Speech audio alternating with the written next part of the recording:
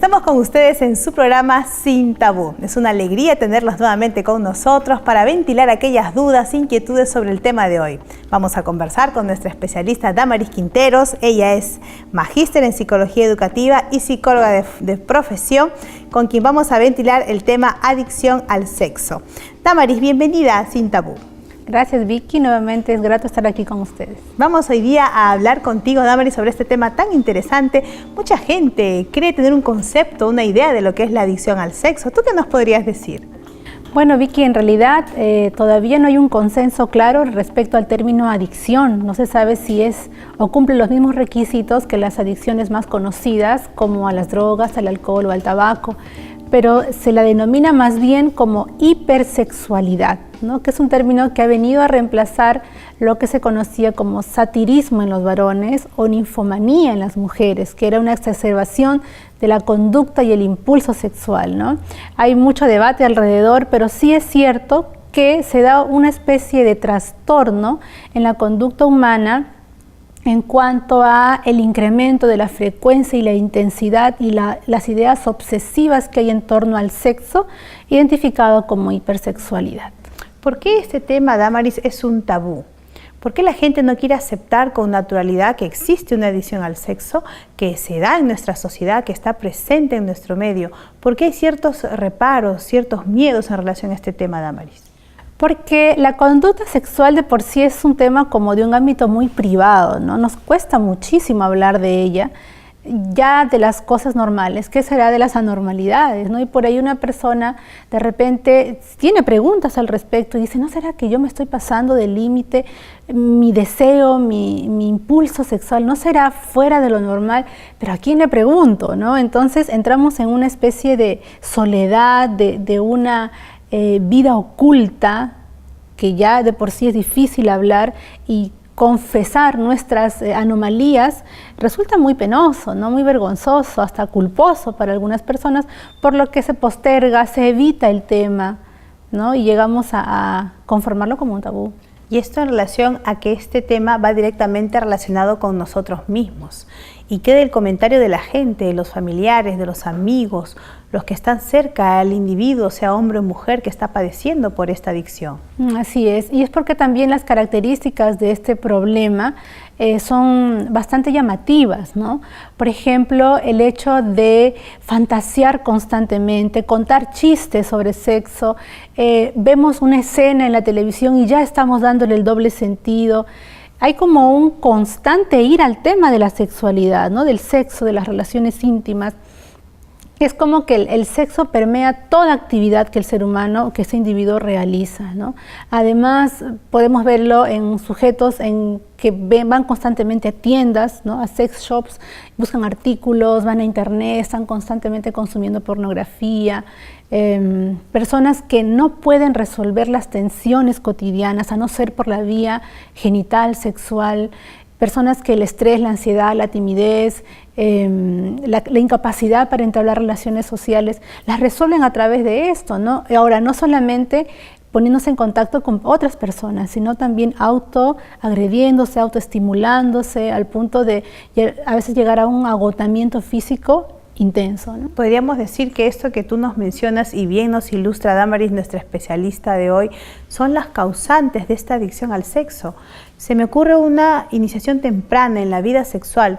¿Tendrá su aporte para que esta adicción se genere en una persona? Claro, lo que mencionábamos son un poco las características, ¿no? Viendo las causas, efectivamente está el inicio sexual precoz, no necesariamente coital, ¿no? Sino de repente de toqueteo, de manoseo, o haber sido víctima de un abuso sexual, o también está la baja autoestima, está la necesidad afectiva de ser querido, de ser apreciado, está dentro de las, digamos, estas mencionándolas dentro de los que una persona normal podría incurrir, pero también están otras causas como trastornos de personalidad, enfermedades mentales, enfermedades neurológicas y también el consumo de algunos medicamentos, ¿no? Y en una persona normal, entre comillas, una persona convencional que pertenece a un círculo familiar aceptable, ella podría de pronto exponerse a esta adicción, a tenerla, si es que se expondría al consumo de pornografía de pronto. Sí, está el consumo de pornografía. Se conoce que la estimulación intensa de tipo visual es la que más conlleva o puede convertir a una persona en un hipersexual, ¿no? El ver constantemente escenas, y es lamentable porque nuestra cultura, nuestra sociedad, nuestra ciudad está llena de este tipo de imágenes.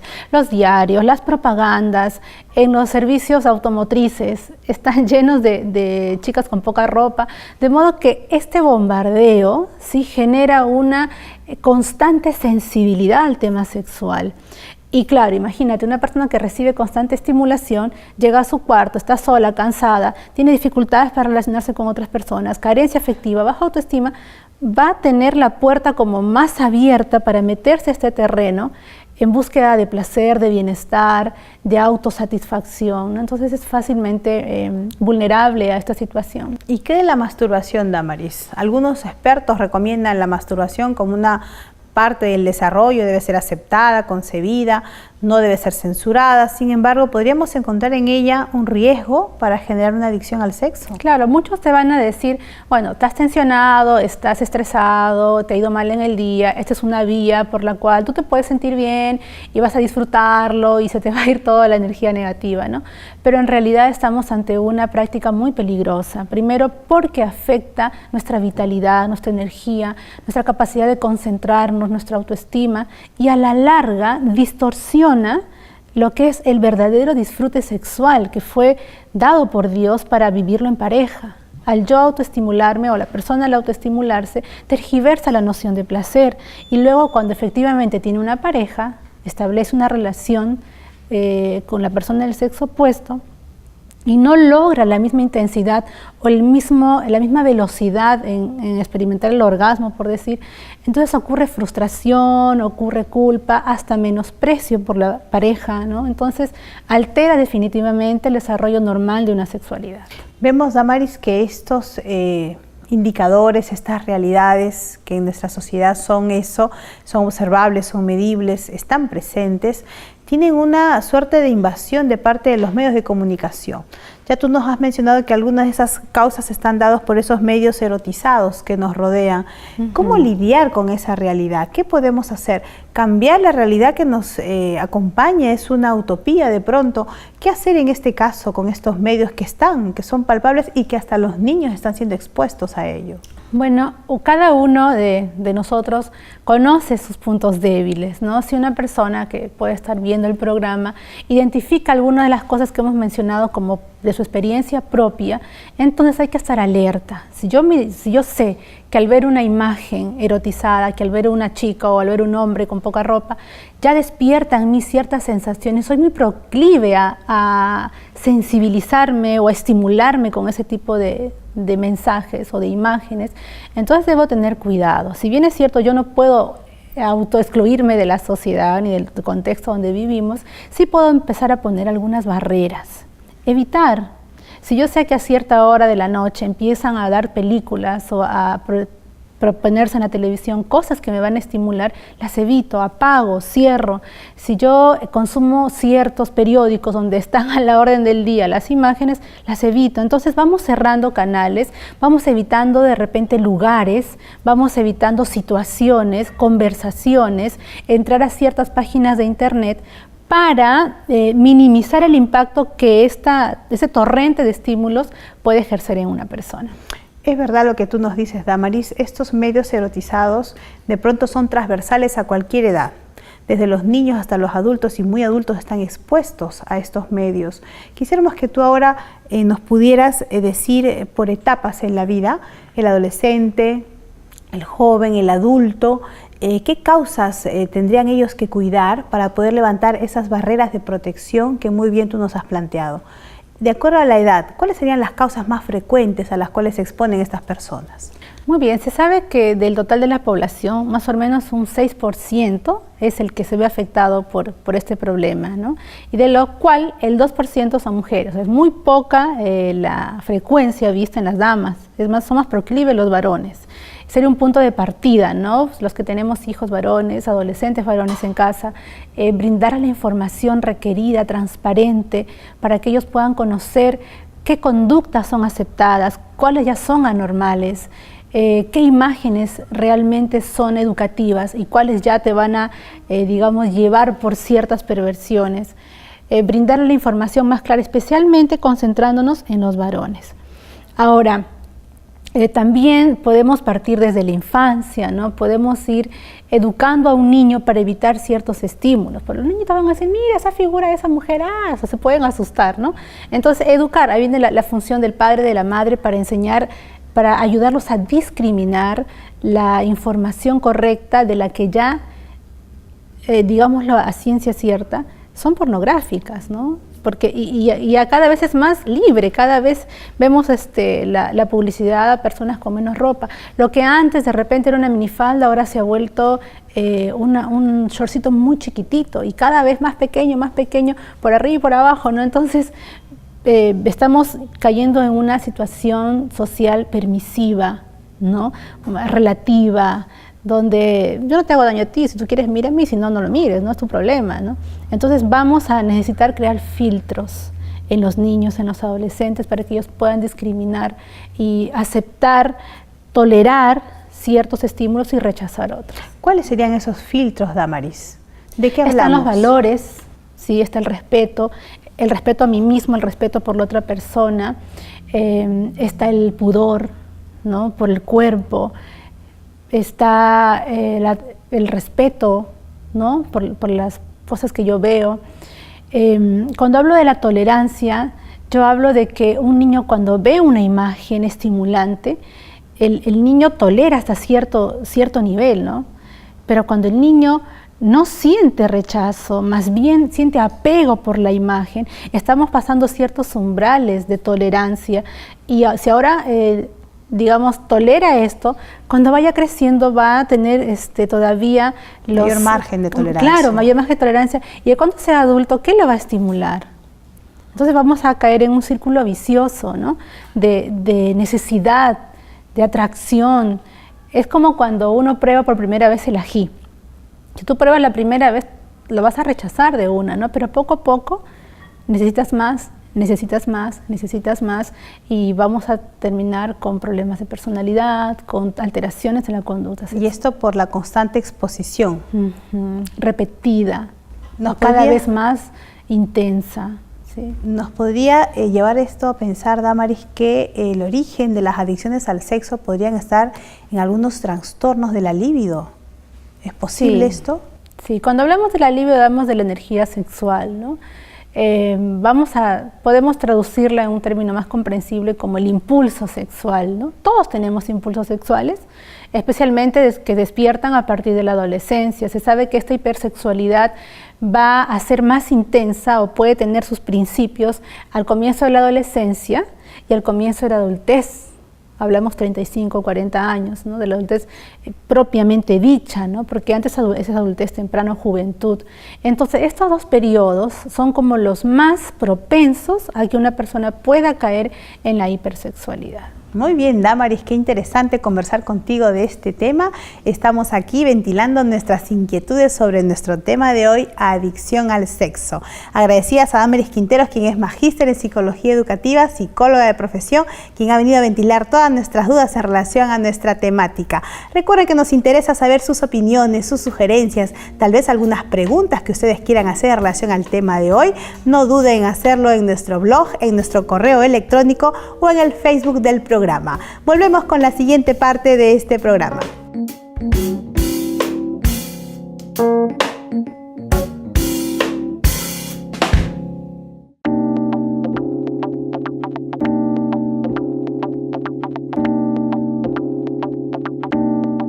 Nuevamente estamos aquí en tu programa Sin Tabú. Hoy estamos ventilando las dudas, las inquietudes, las preguntas sobre este tema tan interesante, adicción al sexo. No podemos continuar sin antes ofrecerte la revista del programa Familia Feliz. Recuerda que esta llegará hasta tu hogar de manera gratuita, solamente solicitándola al Facebook del programa, al correo electrónico o al blog. Familia Feliz para ti desde Sin Tabú. Continuamos hablando con Damaris Quinteros, ella es nuestra invitada de hoy, es magíster en psicología educativa y psicóloga de profesión. Damaris, estábamos charlando contigo muy interesantemente sobre este tema y quisiéramos saber cuáles son algunas conductas o comportamientos de un adicto al sexo. Bueno, efectivamente se trata de un trastorno de la conducta sexual. Quiere decir que no solamente se limita a fantasías o a deseos, sino también a acciones, ¿no? Y en este caso son acciones reiteradas, repetitivas, que van todas enfocadas a una satisfacción y un placer sexual. Algunas de las conductas que nos llaman la atención, por ejemplo, decíamos hace un momento, es la compra de objetos para la autoestimulación o lo que se conoce como fetichismo. Simplemente al mirarlo yo empiezo a sentir placer sexual. El voyeurismo, que consiste en mirar personas desnudas o no necesariamente desnudas, las miras y ya cree que está desnuda, imagina cómo pueden ser sus formas. Sí, o las partes íntimas, ¿no?, del sexo opuesto, del mismo sexo incluso. Está también el hecho de mantener relaciones sexuales fortuitas con personas que no conoce, como por ejemplo asistir a los prostíbulos, y toda esta actividad sexual obviamente es carente de afecto, ¿no? No hay una comunicación, no hay una intimidad emocional con la persona con la que se intercambia esta actividad, sino simplemente es un desfogue, es la necesidad de sentir el orgasmo como motor para calmar la culpa, calmar la ansiedad, calmar el estrés incluso, ¿no?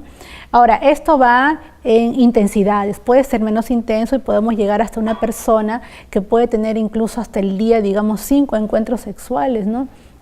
Y muy contrario a lo que podemos creer, esto no está limitado para personas solteras, incluso podemos encontrar personas casadas con esta dificultad y que obviamente va a repercutir negativamente en la relación de pareja, ¿no? ¿Desde qué edad, Damaris, podríamos encontrar a un potencial adicto o adicta al sexo? ¿Será que solamente en la adultez, en la juventud, o hay formas de ir despistándose, ir diagnosticándose desde que son más tiernos? Bueno, es interesante esto porque actualmente no existe en el manual de diagnóstico de trastornos mentales algo específico, ¿no?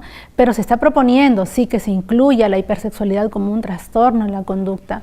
Y allí se estipula, por ejemplo, que la edad en la que se empieza a manifestar es a partir de los 18 años, ¿no?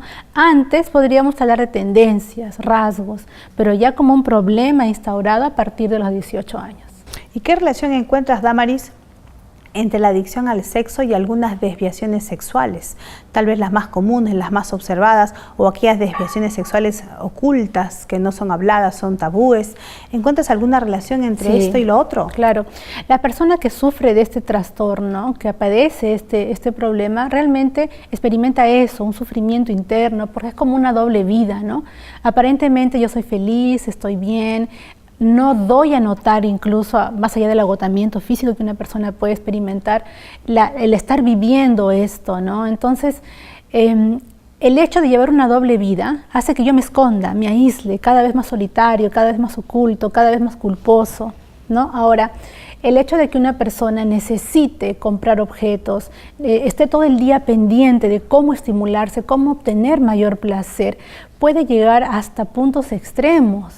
¿Sí? Entonces ya no me satisface ver una foto o tener un encuentro sexual fortuito, ahora quiero intentar nuevas cosas, ¿no? Y ahí aparece la pedofilia, la zoofilia y otros problemas más que llevan a la voluntad humana, arrastran al individuo con esta necesidad de experimentar cosas, porque otro de los rasgos de las personas con este problema es la sensación de buscar cosas nuevas, ¿no?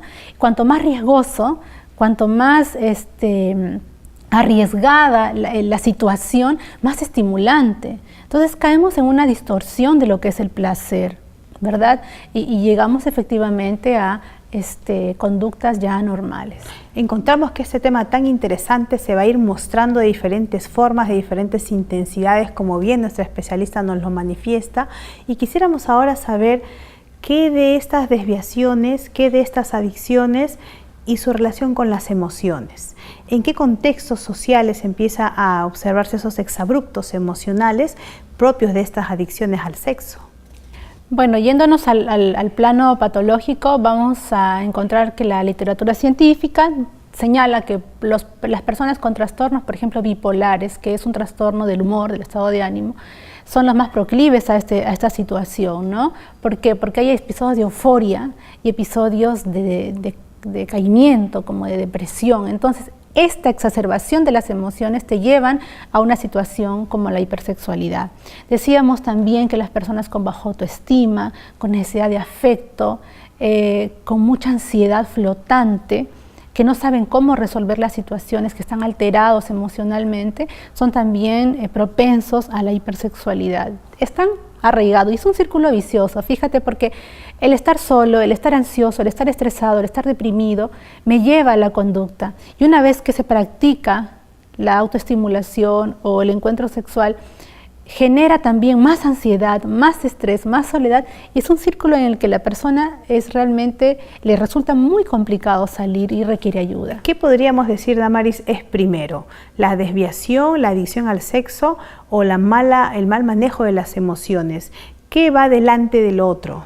Yo creo que va adelante el mal manejo de las emociones, porque es algo primario, ¿no? Desde que somos pequeños, el no recibir atención, el no recibir la educación sexual necesaria, tal vez el no aprender habilidades sociales, hasta incluso algo tan sencillo como practicar el deporte, ¿no? Que te protege de tantas cosas, porque la persona que cae en la hipersexualidad tiene como una energía contenida. Si está agotado, si está cansado, simplemente se va a dormir. No va a requerir ningún otro tipo de actividad. Entonces, el ejercicio, incluido dentro de la rutina diaria de una persona, es un factor protector muy grande. Por todo lo que nos dices, Damaris, tú bien mencionas que los que estamos casados no estamos exentos a caer en alguna adicción al sexo. Quisiéramos saber qué relación habría entre este tema y el matrimonio. ¿Es posible que haya alguna realidad lamentable, desfavorable? ¿Cómo sería esta escena? Bien, sí es verdad que dentro del matrimonio no estamos libres a esta situación, pero también puede ser porque la persona, sea hombre o mujer, ya trae conductas o hábitos desde la soltería, ¿no? De ahí la importancia de conocer a la otra persona al momento de contraer matrimonio, previamente también durante el noviazgo, el enamoramiento, y saber cuáles son sus tendencias, qué le gusta, qué hace cuando está solo, qué mira en internet, qué películas son las que prefiere, y por qué no ser abiertos y preguntar, oye, ¿qué películas? ¿Y alguna vez has visto una de esas películas sonoras con efectos especiales, ¿no? Y a ver si se da la conversación y explorar un poco sus gustos. Obviamente en nuestro contexto cristiano no se recomiendan las relaciones prematrimoniales, ¿cierto? Entonces vamos a conocerlo realmente, cómo es su comportamiento ya cuando estemos casados. Probablemente nos llevemos algunas sorpresas. Ahora, si yo me doy cuenta que dentro del matrimonio ya hay este tipo de situaciones, entonces ser lo más abierto y honesto posible. Darle la confianza suficiente a la pareja para que realmente pueda contarnos. No le va a resultar fácil. Ya decíamos que es vergonzoso, es hasta cierto punto un poco humillante poder confesar este tipo de conductas o actos. Descalificante, sí, ¿no? Descalificante. Tememos a que la persona nos pueda cambiar el concepto que tiene acerca de nosotros o nos pueda rechazar, ¿no? Esta hipersexualidad también puede surgir en la etapa adulta, decíamos, con el cambio de la menopausia, andropausia. Hay una necesidad de reafirmar la sexualidad, de que la libido, ese impulso sexual no decaiga, de modo que empiezo a consumir pornografía para mantenerme enérgico, ¿no? O enérgica. ¿Y están casados? Sí, entonces pueden abrirse algunas grietas ya estando casados. Ahora, ¿cómo nos damos cuenta? Por ahí pueden darse algunas situaciones en la intimidad sexual de la pareja que de repente el acto dura muy poco ahora, ¿no? O de repente veo que la pareja pierde el control.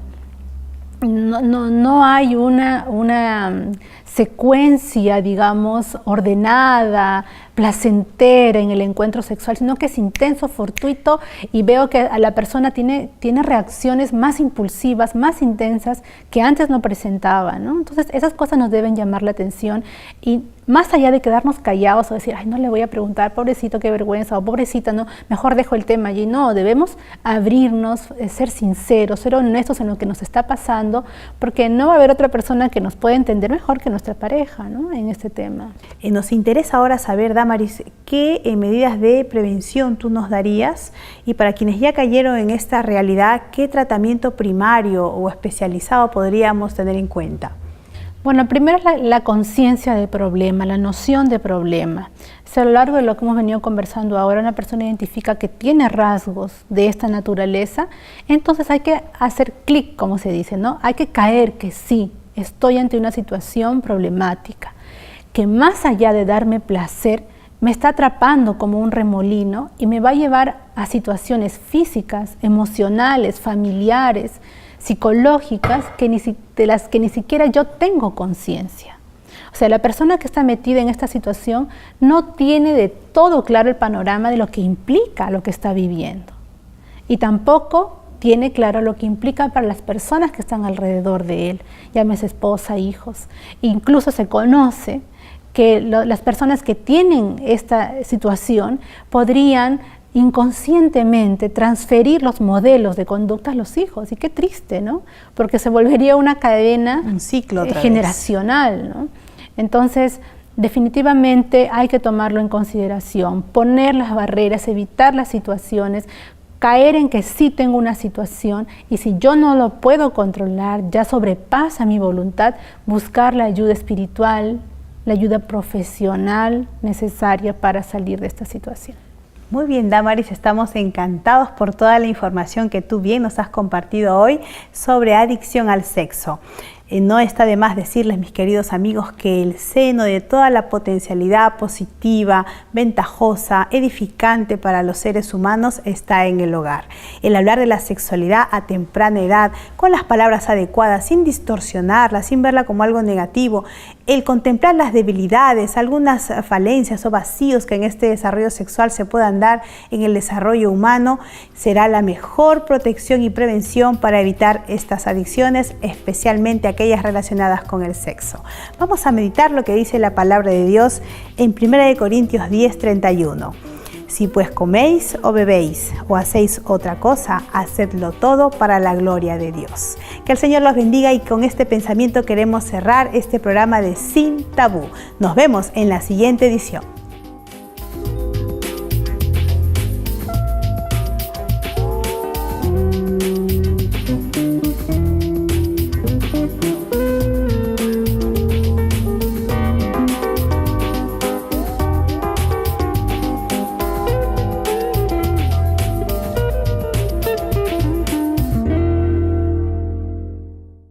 El tema, Damaris, es un tabú. ¿Por qué la gente no quiere aceptar con naturalidad que existe una adicción al sexo, que se da en nuestra sociedad, que está presente en nuestro medio? ¿Por qué hay ciertos reparos, ciertos miedos en relación a este tema, Damaris? Porque la conducta sexual de por sí es un tema como de un ámbito muy privado, ¿no? Nos cuesta muchísimo hablar de ella, ya de las cosas normales. ¿Qué será de las anormalidades, ¿no? Y por ahí una persona de repente tiene preguntas al respecto y dice, ¿no será que yo me estoy pasando del límite? Mi deseo, mi impulso sexual, ¿no será fuera de lo normal? Pero aquí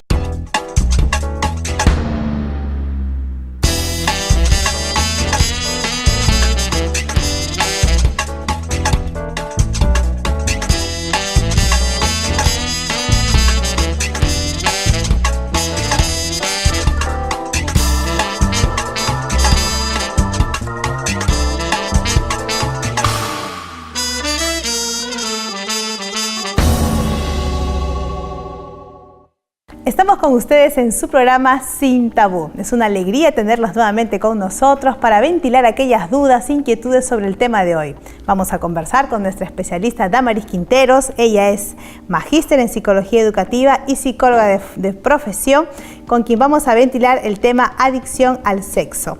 Damaris, bienvenida a Sin Tabú. Gracias, Vicky, nuevamente es grato estar aquí con ustedes. Vamos hoy día a hablar contigo, Damaris, sobre este tema tan interesante. Mucha gente cree tener un concepto, una idea de lo que es la adicción al sexo. ¿Tú qué nos podrías decir? Bueno, Vicky, en realidad todavía no hay un consenso claro respecto al término adicción. No se sabe si es o cumple los mismos requisitos que las adicciones más conocidas, como ¿quién le pregunto?, ¿no? Entonces entramos en una especie de soledad, de una vida oculta, que ya de por sí es difícil hablar, y confesar nuestras anomalías resulta muy penoso, ¿no? Muy vergonzoso, hasta culposo para algunas personas, por lo que se posterga, se evita el tema, ¿no? Y llegamos a conformarlo como un tabú. Y esto en relación a que este tema va directamente relacionado con nosotros mismos. Y queda el comentario de la gente, de los familiares, de los amigos, los que están cerca al individuo, sea hombre o mujer que está padeciendo. A las drogas, al alcohol o al tabaco. pero se la denomina más bien como hipersexualidad, ¿no? Que es un término que ha venido a reemplazar lo que se conocía como satirismo en los varones o ninfomanía en las mujeres, que era una exacerbación de la conducta y el impulso sexual, ¿no? Hay mucho debate alrededor, pero sí es cierto que se da una especie de trastorno en la conducta humana en cuanto a el incremento de la frecuencia y la intensidad y las ideas obsesivas que hay en torno al sexo, identificado como hipersexualidad. ¿Por qué este